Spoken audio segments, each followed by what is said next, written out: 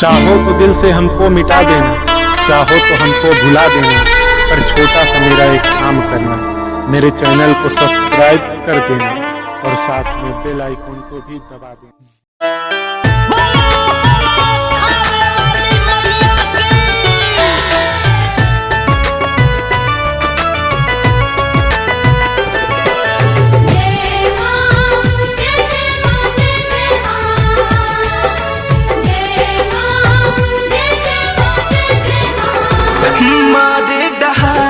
कैसे आई दुआर लागल बाटे रउर बजर के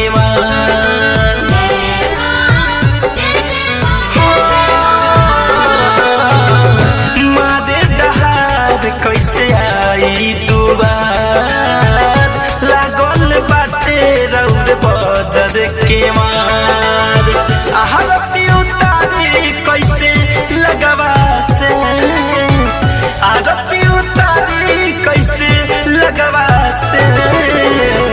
डर लागे माई राउर बघवा से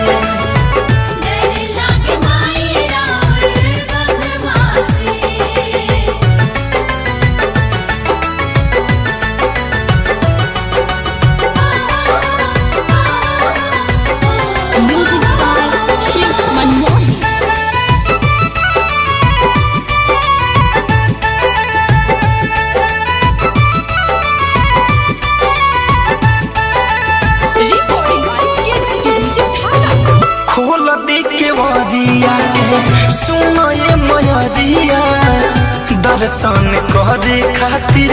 आइल बापू जरिया ए माई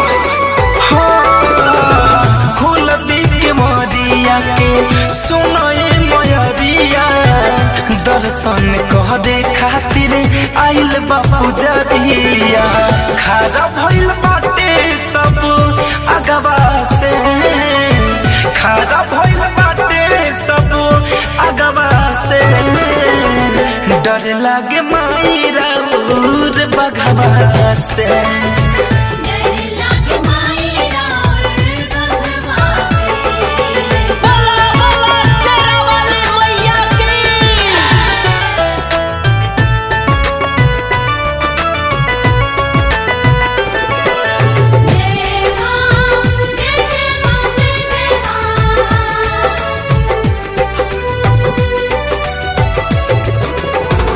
झोलू से वकवा खारा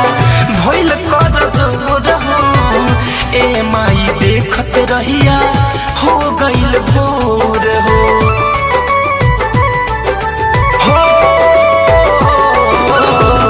झोलू से वकवा खारा बात कर जोर हो ए माई देखत रहिया हो गइल भोर हो धनंजय के छाया दे दी अचरवा से धनंजय के छाया दे दी अचरवा से डर लागे माई राउर बघवा से।